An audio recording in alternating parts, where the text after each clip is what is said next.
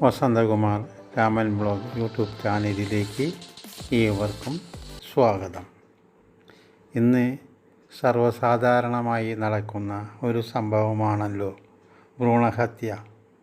ഭ്രൂണഹത്യ പാപമാണോ? ഇതാണ് ഇന്ന് പറയാൻ പോകുന്നത്. ഗർഭസ്ഥ ശിശുവിനെ വയറ്റിൽ വച്ചു തന്നെ വളരാൻ സമ്മതിക്കാതെ കൊല്ലുന്ന പ്രക്രിയയാണല്ലോ ഭ്രൂണഹത്യ. അത് കൊടും പാപമാണ്. ഹത്യ തന്നെ പാപമാണ്. പിന്നെ ഭ്രൂണഹത്യ അതിലും വലിയ പാപമാണ്. ഒരു ജീവനെ കൊടുക്കാനും എടുക്കാനും, അതായത് ജനിമരണങ്ങളെ മനുഷ്യന് അധികാരമില്ല. ആ അധികാരം ദൈവത്തിന് മാത്രമുള്ളതാണ്. അത് മനുഷ്യൻ്റെ അധികാര പരിധിയിലല്ല. ഇതറിയാവുന്ന പഴമക്കാർ ഭ്രൂണഹത്യ അറിഞ്ഞുകൊണ്ട് ചെയ്തിരുന്നില്ല.